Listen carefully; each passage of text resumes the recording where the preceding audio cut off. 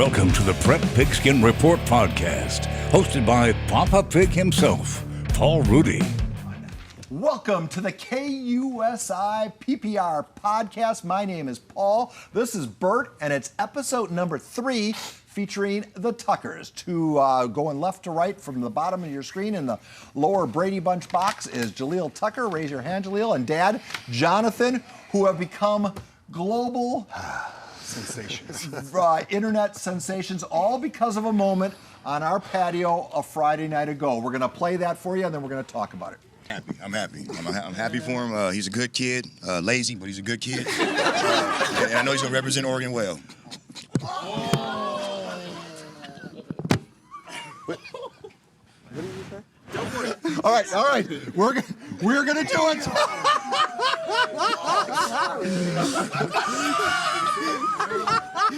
All right. Don't worry, just go. Have the decision. Tell us who it's gonna be.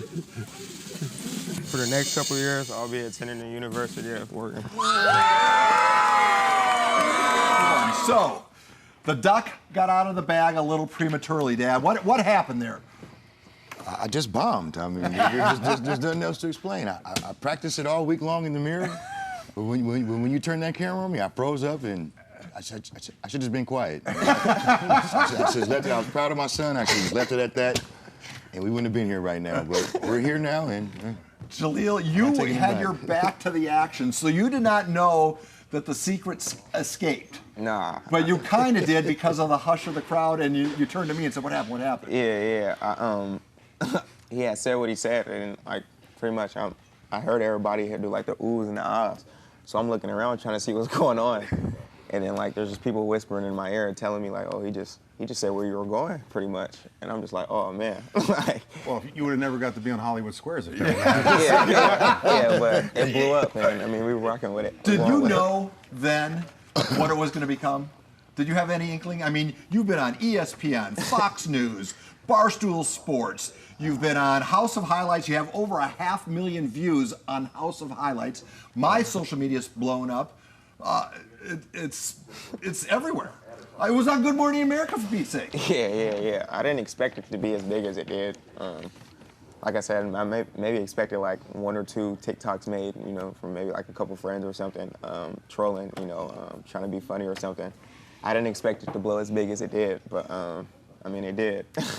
Well, now that it has, is it better that it worked the way that it did? I mean, yeah, for sure. It's working better because it's bringing the attention to me. Right now, we have the NIL thing going on, so that's a plus. It's gonna put like an extra like X factor on my name. Bring some attention and maybe some companies. Yeah, I bet. I was going to bring that up too. I mean, it seemed funny at the time, but with the NIL deals now, and that has to be the most watched commit this year, maybe the last 10 years, maybe ever. I mean, it was great exposure. I love the way you handle it. I mean, to just show what kind of guy you are. I mean, both of you just laughed it off. Yeah. I mean, it was a perfect reaction, perfect for NIL. It was just, I mean, it ended up being just amazing. Yeah. And what a great family moment, Jonathan. I mean, everybody was there. You could feel the love on that patio. Yeah. Lincoln's a special community to begin with, and how everybody looks out for their own. So really, I hope you didn't go home with your tail. I mean, I thought you shrugged it off, right? Or did you stay up all night? I didn't sleep good at all that night. But it's my family. They're never gonna live this one down. They're not. Especially my auntie Brooklyn. All types of group chats going on right now. You said the family. You're never gonna live it down. But at the end of the day, I'm gonna keep my chin up, chest out, and I'm gonna continue to show my face. And you did. And the fact that you're here, you're on KUSI and doing this now. I'm interested. Oregon's got to be loving this, dude. Yeah, for sure. I mean, you're going to get more playing time out of this. Yeah. Coach Rod Chance, he hit me up the day after, and he was talking about it. He said that he loved my pops, and that they're going to get on a call later, and they're going to talk about it. But I mean, they loved it. They thought it was funny. They're also just rolling with it. You going to share some of your NIL money with him over that? Yeah. I'll take care of pops. The thing kind of went sideways. We didn't really talk about the decision and the pipeline that Oregon and Lincoln has. I mean, honestly, if there's a kid that's been offered by Oregon from Lincoln that hasn't accepted, I don't know his name, that he chose to go somewhere else. I don't think What we is have it? one yet. What is it about Oregon? And then what is it about Lincoln and Oregon? Is it just because the uniforms are the same, or you don't want to buy all new stuff? Well, I feel like they come down to Lincoln because they know we have competitors. They know that we compete down in Lincoln. They love us. They love we have that attitude, and we just have that swag.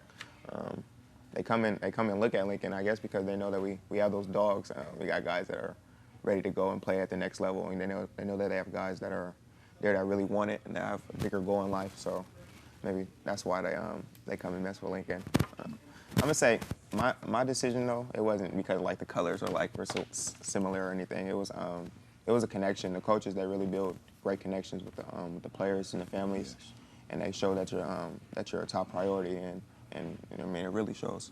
It's crazy. You're such a great athlete. At 99% of the high schools in America, you'd be considered the GOAT already of that high school, but it's Lincoln. Yeah. And there's so many D1 guys. You have 2 Super Bowl MVPs that came out of there. I mean, what was that like, just going through those halls? I mean, they mentor us. I mean, they teach us every day.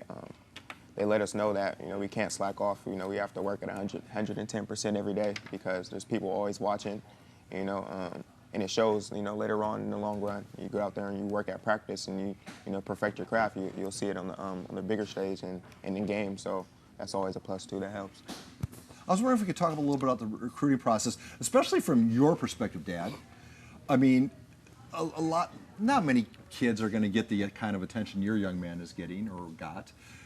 But what would be your advice to parents who might be going through this, even if it's at a D2 or D3 level? Bert, I don't know if you guys know, had over 100 D1 offers. He was highly recruited. I mean, he was a national recruit. What advice would you give? I mean, that's a fishbowl. Is it always fun, or does it become a pain in the rear? I'm enjoying everything. I'm enjoying all of it right now, to be honest. Advice I would give to the parents is just keep your kids humble, keep yourself humble. Yeah, but how do you do that? Don't say so much on the camera, first of all, like I did. I would begin with that right there. But you know, how would you do that? I mean, I'm just be humble. Keep, you know, respect your kids. Love your kids. Love yourself, and you just have their back. You know, just have your kids' back.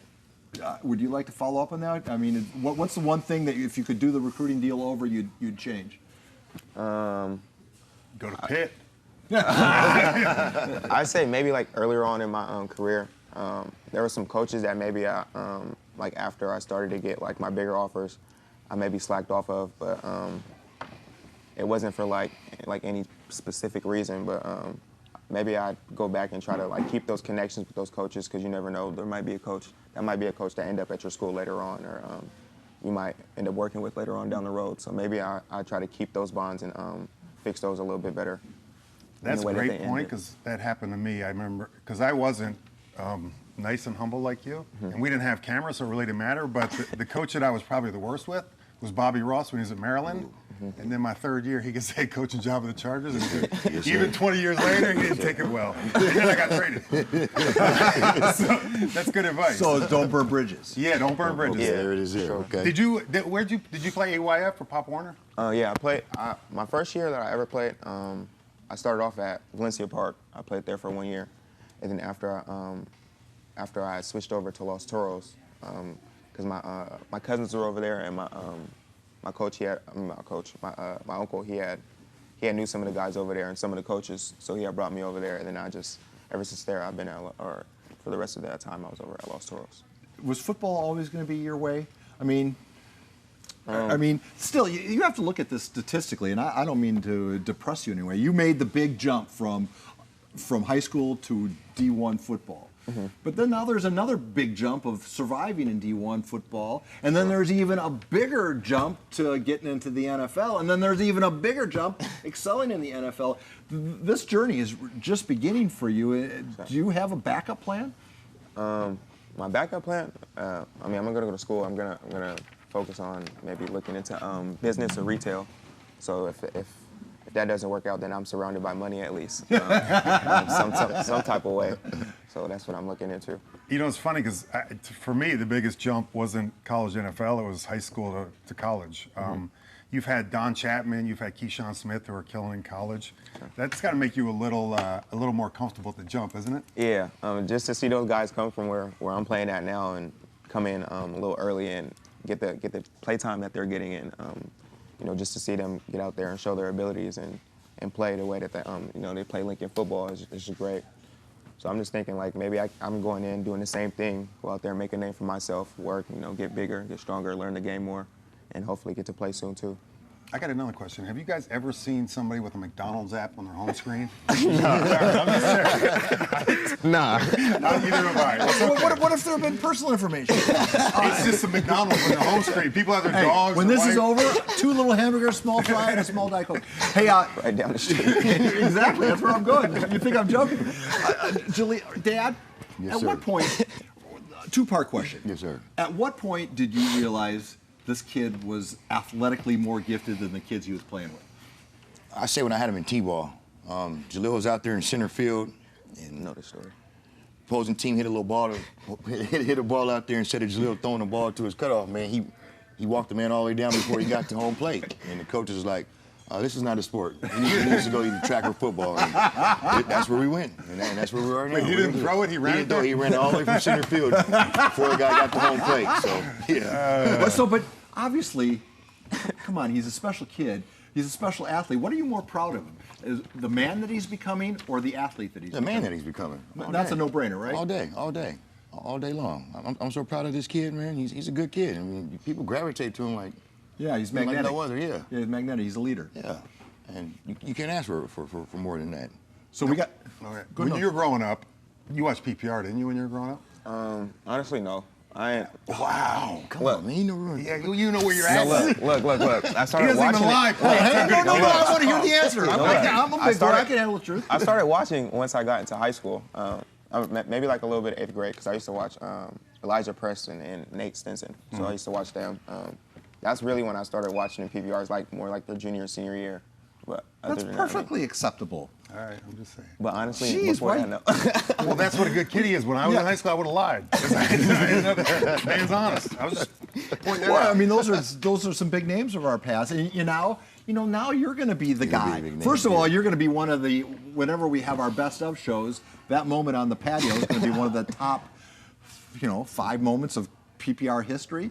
So sure. kids are going to be looking up to you. We showed video of you on KUSI mentoring along with the other Jalil. Which what are the odds of 2 Jalils?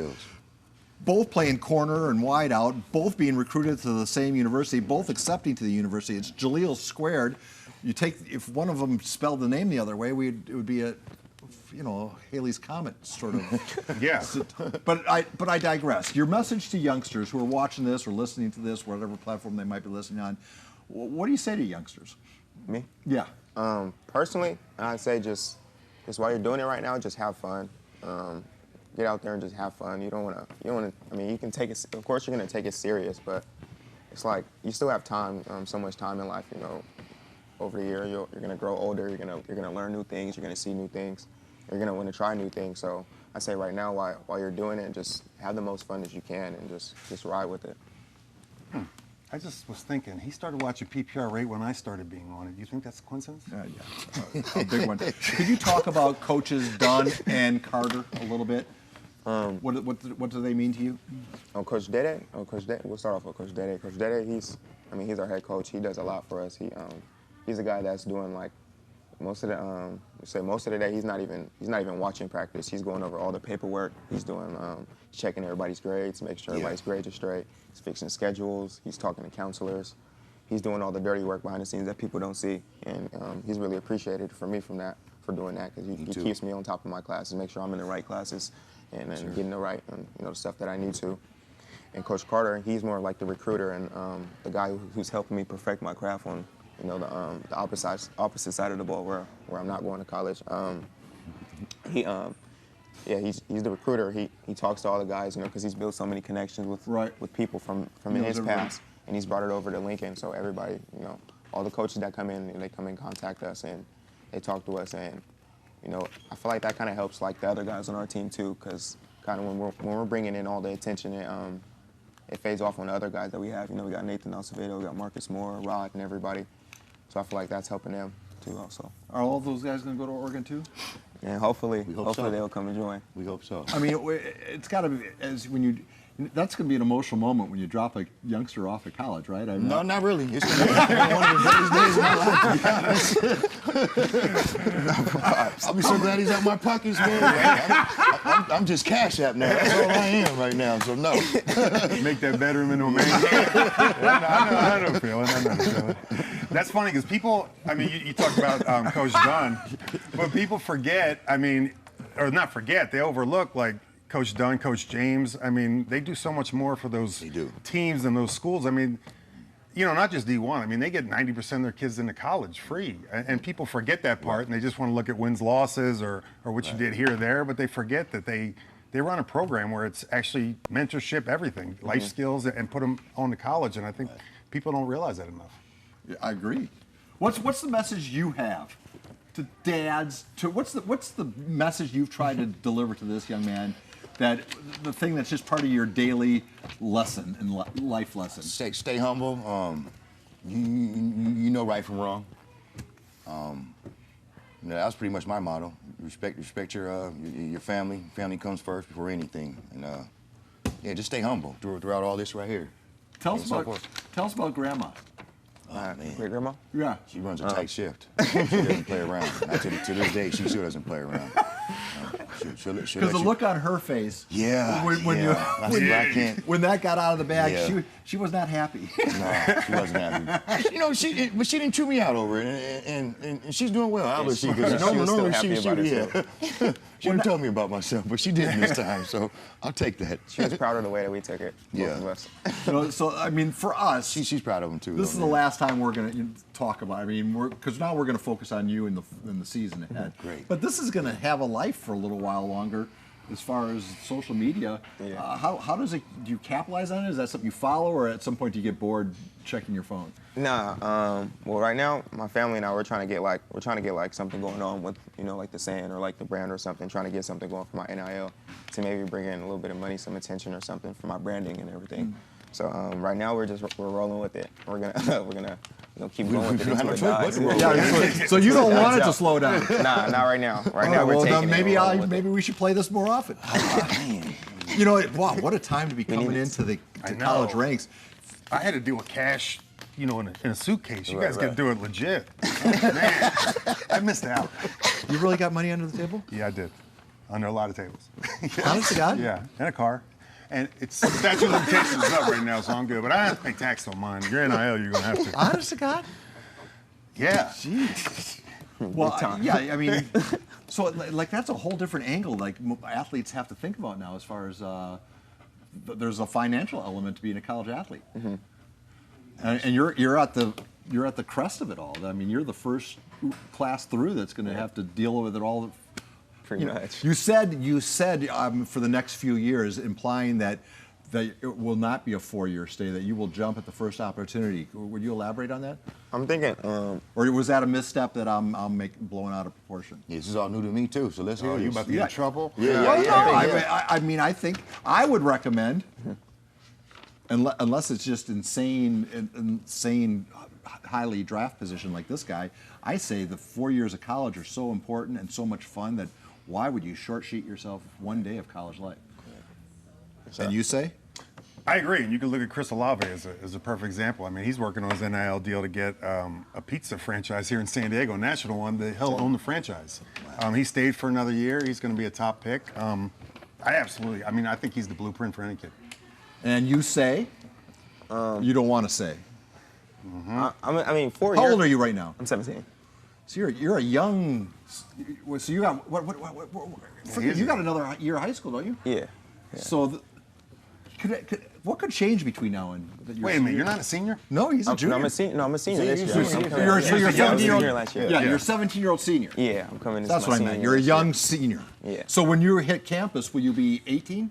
Yeah, I turned 18. Well, I'll already be 18. I turned 18 January 4th. All right, so you'll be an 18-year-old freshman. Yeah. So you're talking like at 20, making yourself eligible for the NFL draft if you stay healthy, and there's so many ifs that things go well. Yeah, I just know like some athletes have done 3 years or whatever, and they've got in and knocked their stuff out and they've gotten out sooner.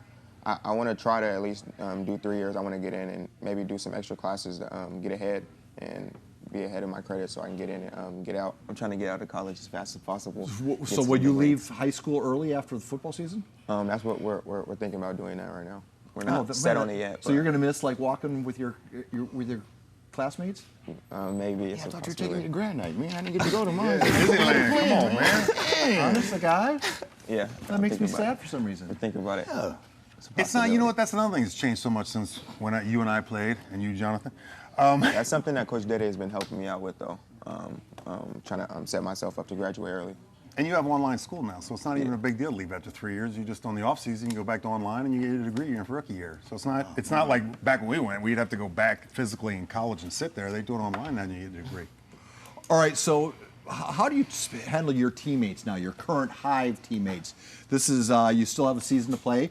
Pretty good team. We don't know how it's going to work out with COVID and how many games are going to get in, but assuming there's going to be some, open division playoffs, let's assume that. Are you now thinking about Oregon, that you've lost all interest in the high school deal?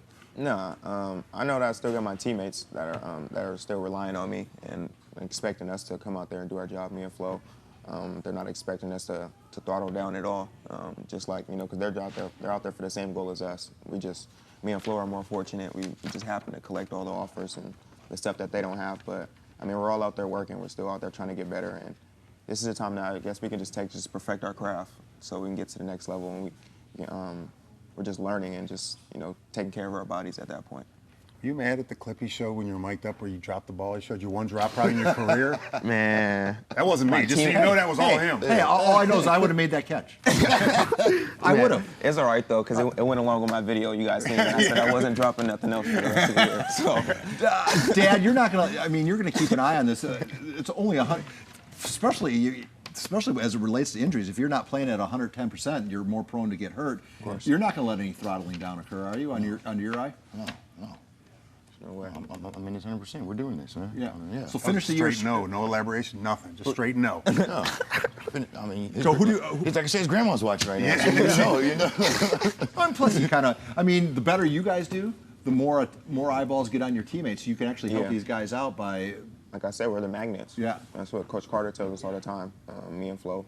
And say Rod too, because he's starting to build a name for himself. For all the magnets, we're bringing in all the attention. And like when they get to practice, they just get to see us compete. They get to see all the other guys that are out there, all the bigger bodies and stuff that they don't get to see all the time. It's a pleasure. Because they're just not. Some people's names aren't being as broadcasted or stuff or put out like mine and Flo's. Right. And that's true. The exposure, people don't realize that part too. The exposure that two guys bring in 40, 50, 60 schools, they also get, the other kids get that exposure along with it. And they might not have been seen otherwise. Well, you don't know this yet because you have not had a chance to hear the Miles McPherson podcast, but Miles, the pastor at the Rock Church, broke the news on the podcast that the Silver Pigskin Gala is moving from the U.S. Midway to the Rock Church on November 30th. So there's going to be room for 2,000, maybe 2,500 people for this live broadcast. And there's that 5 or 6 athletes that are up for the most coveted award in all of high school sports. This year, because of this, it certainly gives you a lot of attention. What would it mean to be on the podium floor, to be up for the highest honor in San Diego sports? That'd be big, because that's something that I get to keep with me for the rest of my life. To represent where I came from, and be one of the best players of play there at the time, or maybe of hopefully of all time or something. Sure. And that'd just be big. That'd be great. That's what we're coming for this year. And you might be on the stage with more than one Hornet. Yeah. And maybe a possibility. Which would divide the vote. So you got to hope. You could have his dad read the winner early if you wanted. Jonathan, will you? You know I will. I got you. Let's do it. You have to be one of the presenters. Let's do it. Let's make that commitment right now. We'll do it. Will you be there regardless of what happens with Jalil? Of course. You'll present one of the awards. You have my word. You have my word. And if it was not Jalil, just give it to Jalil. You have All right, my word. hey, I know you have places to be. This wraps up episode 3 of the PPR Podcast. Next week it's going to be Jim McMahon. Next week it's going to Jim be McMahon from the Chicago Bears. He'll be episode number 4. So hey, thanks for listening. You can find us on all your social media platforms. I'll make sure you guys get a link to this. And thanks for. Hope a lot of people watch this. Hope as many people watch this as they watch the announcement. It wasn't the bomb. It was the what would you call it? It was just the moment in time that will. I'm just Exciting worried day. about The announcement heard Exciting around the day. world. Yeah, all right. So, hey, Tuckers, you're free to go. Take off your microphones, and that's it for this week's PPR podcast. Thank you guys so much.